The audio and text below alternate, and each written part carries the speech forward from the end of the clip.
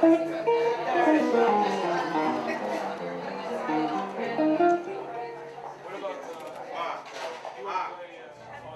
this is Nancy Heins-Glaser with another wonderful Meet the Artist program. Today I'm graced on our stage with two people who I think so highly of, Nettie Forne Thomas and Evelyn Graves. Good day. How are you? And Evelyn, you know I've been trying to get you on the show for 6 years. Absolutely. So. And you can't run out because the cameras have already started. But the reason I'm having you guys in tonight, besides just adoring you and your work, is to talk about Gallery 1978, who you've both been affiliated with, as well as other galleries, because you have a very special exhibit. And I'm going to start with Evelyn, so you can give us a little history of the gallery, maybe, and your involvement, which has been there quite a few years. You've been involved since its inception, right? Yeah, we started about 8 years ago. And today we have a volunteer board of about 20 people. And we all do various things, from setting up shows, doing shows, curating shows. We have different groups like the exhibiting group. We have classes that we do over there. I run a class myself. It's a watercolor class for adults. Joy Yeager runs a class for photography for children, and Michael Frank has a class called Contemporary Artists Forum, where a lot of artists get together and they talk about issues and they talk about their work and critique it and things like that. My watercolor class, I have 2 classes that I'm running right now, and they're adults, fun, pretty easygoing people. It's an easygoing class. You know, I encourage people to come out and try some watercolors. Not that difficult. And the gallery itself, we also do about 6 to 7 shows a year, which run about 6 weeks per show. And we have an opening. We try to bring in some artists, local artists, and some special artists. And Nettie and I curate the Black History Month show, which is on right now. Which is we have an incredible artist named Helen Evans Ransaram from New York. She's from New York City, and the show it's an incredible show of full sculpture. Right, and we're going to have a chance to see some of those photos and take a little tour around the gallery. Actually. It's just very different. It's very different for us because the gallery is extremely clean, very minimal, because the sculptures are kind of ethereal and and simple lines, and everything's white. It's just it's different. It's really nice. And I might add, you have great food at your receptions. Not that that matters to any of us who attend, but always good cheese. But anyway, and I know that, and the reason I've been wanting both of you on is I just haven't been able to catch you at a time when the exhibits are running or it's just past there, but I'm always there. And what I see, I'm also impressed with is the people that come in who are not only friends of the artist, but friends of you from other areas. So, and that's always part of the great part about, you know, going to openings is the chance to socialize with people you only see maybe periodically, and then there are those of us that hang out at every one of them. But Nettie, I wanted to, part of the reason I got to know you, I think was through the Artist Studio Tour, maybe one of the first ones. And I just happened to fall in love with your work in your house, which, you know, the Artist Studio Tour, how many artists last year were 50? 75. 75? Yeah. Okay, so, and it's a really big draw to the area, but largely they're coming to hear and talk to you and talk to you about your style, and that's when I first came to know you and your work, and then there you are, you're co-curating with Evelyn, and I got so excited. So one of the things that I always find amazing is everybody's so modest about their background and accomplishments, but I do think it's important that our audience know the extent to which the depth of the art skill exists in our 2 towns. So, Nettie, I'm going to go ahead and ask you to talk about a little bit about your history. Well, I'm a retired educator. I've been an art educator for 36 years with the Newark Public School System as a classroom teacher and also as an administrator. I retired in 2000, but during those 36 years, it was most enjoyable because there's nothing better than to go to work every day at doing something you love. I like the students, and of course, I love art. And you were the department head. Yes, So you were responsible for a large department. I succumbed to being department head after being asked for a while, but I didn't want to really leave the classroom. And the only reason I did is because I was at Arts High School. And Arts High School is special. The students elect to be there. They try out to come there. And it's a small school, so you can still have that interchange with the students. You're not just in an office pushing paper as an administrator. So you get to work with the students really Yes. hands-on. Mhm. And I know that, Evelyn, you said that's one of the things you love to do in class at Well, Gallery 1978. You get to work with. I've had the privilege, thanks to my husband, of being able to teach privately. And I've taught kids previously, and I actually had quite a large group of kids come through my teaching over a number of years. In fact, a lot of them have graduated from college now, and a few of them are art students. And I have one little guy he's a graphic artist now and has a great job. And so I brought that to 1978, and I was teaching children for a long time there, and then kind of started working with adults and found a love of working with adults. So I teach them, and we just have a wonderful time. But it's been a long time that I've been, maybe some 20, 25 years that I've been teaching privately. And I'm just happy to have a place like 1978 to do that, because to be able to sit in a space where there's art on the walls and you're teaching, it's just very creative, and you feel like this stuff is just going through your brains, and it's a good feeling. It's just an incredible feeling to be there. And I've passed through a time or two when classes have been going on, and I know that's true. And that's just part of that whole excitement in the creative process. But if you don't mind, I'm just going to ask Nettie to tell us a little bit about these two pieces, because this is some work, Yes. some of which work is on exhibit or Right. similar in the series, correct? And That's right. tell us, first of all, the medium you've used, because I love it. And secondly, where it is being exhibited right now, would you? Well, the media is simply watercolor on a surface that's called clayboard. And clayboard is actually a piece of masonite with a thin layer of clay. So once you paint it, you can actually use a sharp tool to carve into it and get the detail and the textures. And that is important to me because I want it to look like lace, and by using clayboard, I can do all of that. This particular one is part of a theme I call lace doilies and paper dolls. And that's a theme that when you think of lace doilies and paper dolls, you think of feminine activities, and that's why I use this lace along with the roses and the things that you associate with being a woman, the mate, the babies, the children, all of that.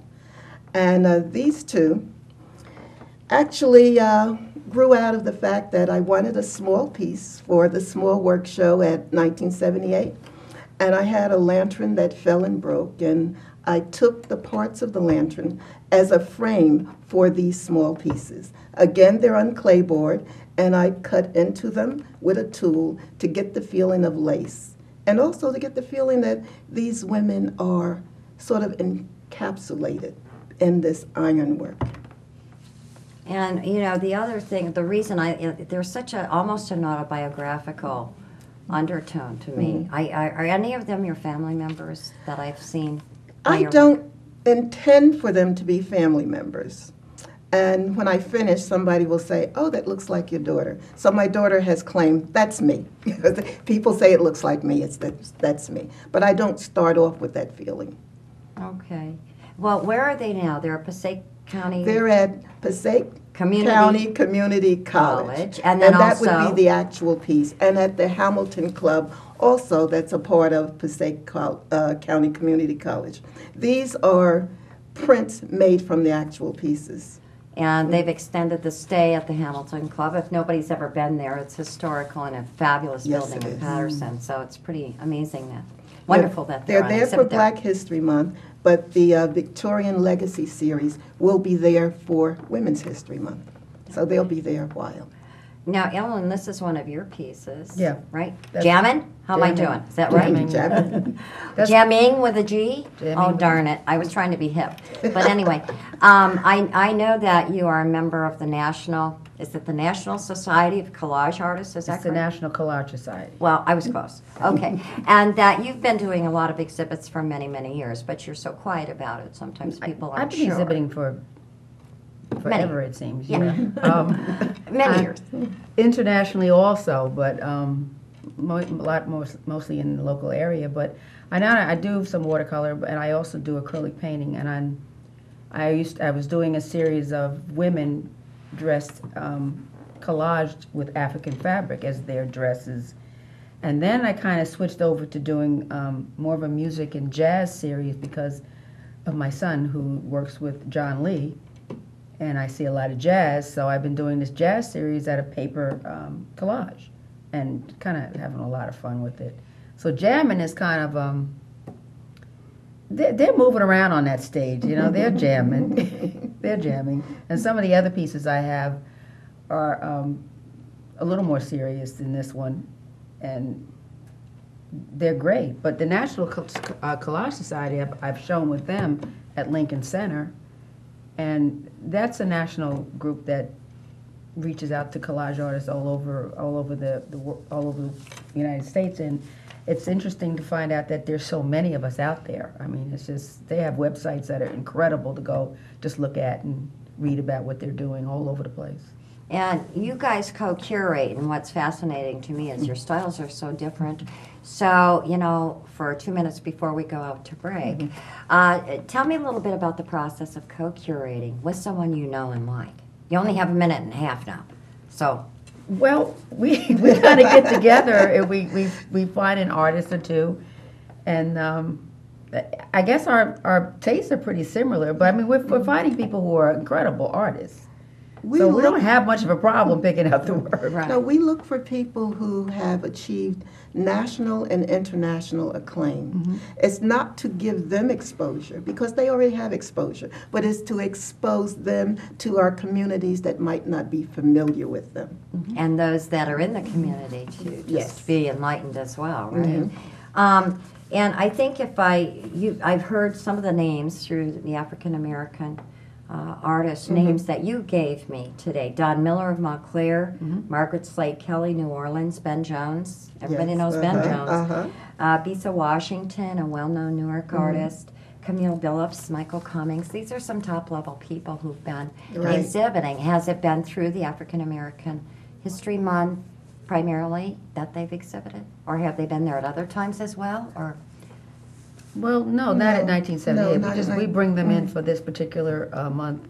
Lately, we've been doing one-person shows Right. with these people because it's a hard process to get this. That's true, pulling it all in. Well, we're getting ready to go out to break, and then when we come back, we'll talk a little bit more, maybe about inspiration, some of the accolades, and we'll have an opportunity to hear from Helen Evans Ramsaran, have her talk a little bit, and also John Lee was there the day of your opening. We Yes, got he him on was. tape too. So don't turn that dial. Stay tuned and come on back when we do.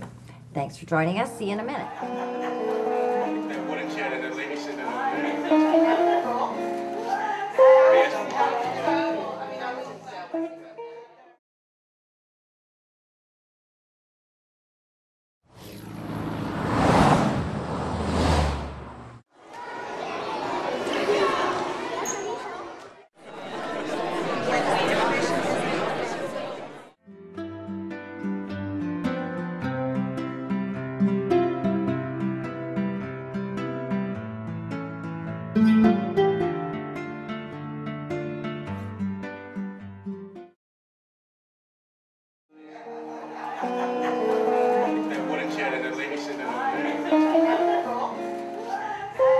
And welcome back. Nancy Heins-Glaser with Evelyn Graves, Nettie Forne Thomas, highlighting the gallery 1978 at 1978 Springfield Avenue in Maplewood, African American History exhibit, as well as a Women's History exhibit that's coming up, correct? Right. Yes. Now, and that is somebody else, but somebody I'm not familiar with that I'm looking forward to hearing about. And Hidden in Plain Sight, Right. Black Women in Visual Perspective. That show is actually curated by a former teacher at Columbia, from Columbia High School. Oh, who is it? Mr. Ani Struthers. Yes. Ah, He was so people in our audience will definitely know. Yeah. Oh, yes. Oh, yeah. They might see, may there be an Arnie spotting? Will you be there? Okay, okay. When does that exhibit open? It's starts March 14th, Okay, and I believe that's the same day as Yes, and that's that the will opening. be the That's the opening. opening. okay, all Opening right, reception. all right. Well, what I wanted to do is just talk a little bit more deeply about each of you, because a lot of the personality of the curator actually comes out through the selection, the arrangement, the hanging, and it's always a very well exhibited space to me. I really enjoy it. So tell me if there's anything in your own personal work or history that comes out in how you curate a show. You have any inspiration that comes to you while you're doing it, or do you start out with an idea in mind? I would say for me, the inspiration comes from knowing these artists. To me, it's always amazing to have exhibited with these artists who have really become famous internationally, like Ben Jones and Bisa Washington. And so that's the inspiration. In fact, for our very first show, we were at Montclair, and Ben Jones was giving a slideshow of his work, and Bisa was in the audience. Knowing that Bisa Washington had once been a student of Ben Jones, then the idea just clicked, and our first show was Ben and Bisa. But it's knowing the artists. We kind of talk about it off and on during the year. We might even start now talking about it next year. But we talk about it off and on during the year, and then we start getting ideas together. But once we find the artist, once we pick the artist, that's when the inspiration really starts, Yes. like Nettie said. Because when we go to visit them at their studios, it's an incredible experience. Amazing. It's just amazing. Our experience with Michael Cummings at his studio in Harlem was something memorable, really. And Camille Billups. And Camille Billups. Those are memorable experiences. Now, Camille's older, right? She's an Yes. older Yes, she artist, is. isn't Yes, she is. And she has an incredible loft on Broadway, West Broadway in New York, which we visited, and we were there all day. All day. All day. Well, Hanging out and with how Camille. wonderful, right? Didn't you Yes. feel like as they say, I feel like I died and went to heaven. I pretty much feel that way every time I get a chance to interview the artists around here and performers. But now I know you are a Dodge Grant recipient, and that was specifically targeted for educators Yes. to honor And their it's work. it's for educators in the public school system. So therefore, Dodge reaches out to artists who are also teaching art, and to give them a little encouragement, appreciation by giving them money to pursue something that they've always wanted to do, whether it's to travel to get inspiration. There have been artists who have converted their garages into studios, and the Geraldine Dodge Fellowship Award allows them to do that. Well, congratulations on receiving that, because it's not easy to get. That I know. You have to go through a whole bunch That's of true. stuff, a lot of papers and what have you. And so I think that one of the things the one thing you have, the exhibit you have, Traversing Three Themes, is that what's at the That's Hamilton what's Club? That's at the Passaic County Community College, and the Hamilton Club is part of that. Okay. And it's traversing three themes, and the themes are Woman Struggle Series, and that was the first group of paintings I did, or a group of artwork, and that led into lace doilies and paper dolls, and that led into Victorian legacy. Because when I was doing one of the images for Woman Struggle, it gave me the feeling of lace, which I explored and expanded. And then that kind of lent itself to a Victorian ambiance. Well, and I do know somebody once quoted you, maybe it was Ben John, quoted something about your work here. Let me see if I can find that incredible quote. I understood in looking at your work personally that I was impressed because there's an innocent knowing. That's how I call it. Of course, I'm not an art professor. His comment, one of the things which always astounds me about her work is her ability to create images which are aesthetically beautiful, sophisticated in form, pattern, color, and technique, but powerful in their social significance. She mesmerizes us with their warmness and beauty, but never lets us forget their humanistic mission. Well, I don't know if you could get much better quote than that. That was great. Really, I mean, really, can I copy that, please? But it is true, because what you do is in your Women's Struggle series, it's struggle. I mean, there's no question. It's women struggling and having to overcome many things, whether it's class struggle, race struggle, but, you know, just being a woman, and and they're still beautiful. Yes. And so you never lose the ability to do that. I'm sort of impressed with the ability to walk that edge. Do you have a secret for any of us out here who don't have a clue how you do that? How do you do that? Basically, just exploring the beauty of being female. And that's what it's about, you know. And all females, from the littlest ones to, you know, the older ones. All ages. Yeah, all ages. Right. And Evelyn, now I don't have a quote that somebody said about your work. No.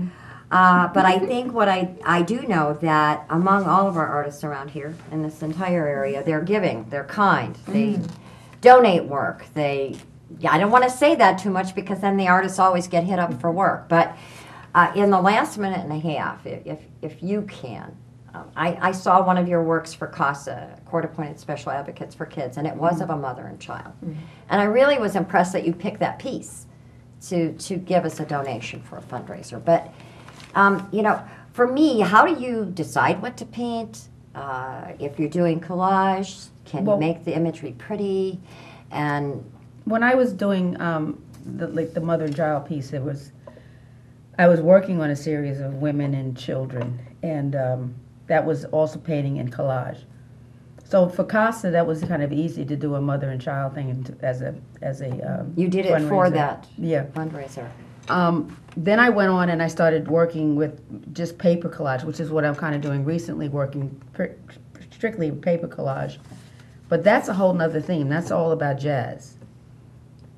It's not something that I might incorporate some material into it, but I try to. My whole inspiration is Romeo Bearden. That's my teacher. So a lot of my collages are kind of inspired by him. And with the woman series that I was doing, it was about women and being strong women and being strong African American women. And that was my focus with that. We don't have a problem with that here in our studio. Well, you got that covered, you guys. Well, we're closing out now, if you can believe it. And as we get ready to go out, we're going to have an opportunity to hear Helen Evans Ramsaran talk a little bit about her exhibit, see some of the pieces of work that are in it, which are magnificent. And we're going to hear John Lee, and that's kind of exciting. So we want to thank you for joining us on Meet the Artists. Look forward to seeing you again. Look for their work, Gallery 1978, Nettie, Evelyn, friends, co-curators, and outstanding humans. Thank you very much for joining us.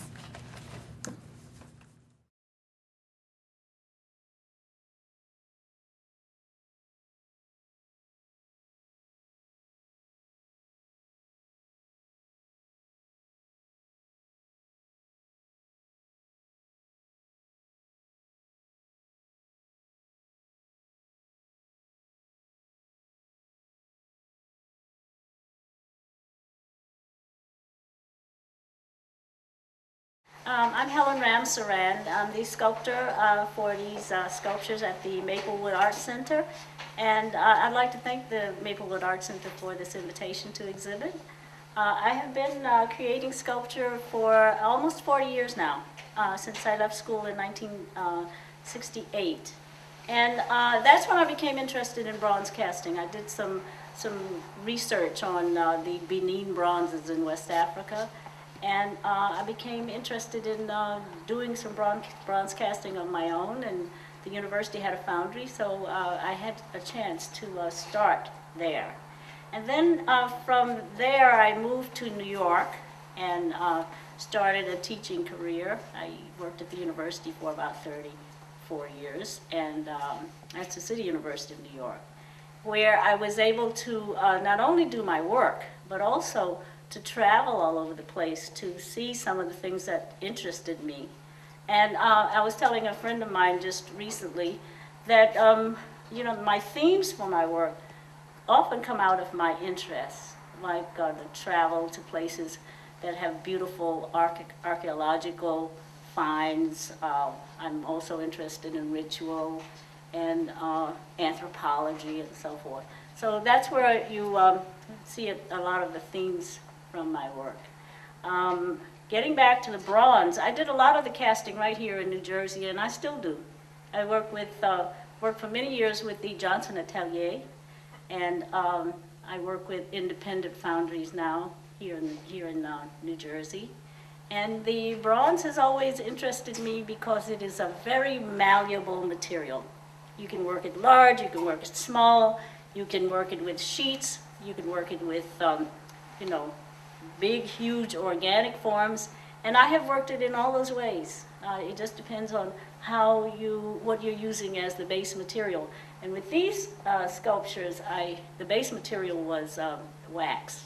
But I have also started off with clay and made big volumes and done that and cast that into molds and then painted the wax inside. And I have also worked with plaster, where I make these forms, and then they have been sand casts. And I do sculptures this size, but I also do sculptures that are large enough for people to walk around inside. And this is how I always envisioned some of these small sculptures, that they should be big enough for people to walk around inside. I'm also interested in walkways and ancient architecture. You can see it with the temples here. I visited China in 1999, I think. And I went to a temple that had a zigzag path. So you can see this zigzag path. And here's another one of my walkways. This is, I call that one the Walk of Identity. And really I would like to see this one, a huge walkway where you can actually walk up and down those steps and enter into the little hallway, into the little house or shelter there.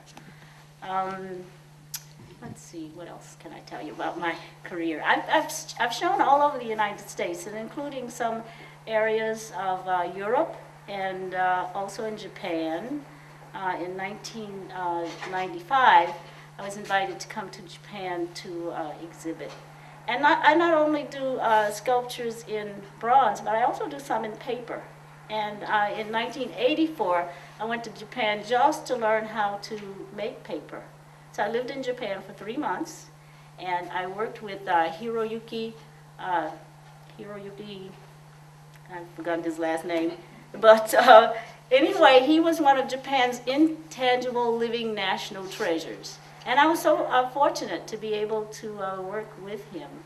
And now his son runs the papermaking workshop, and I was recently in touch with the son. The son has been in the United States, and we had a nice visit.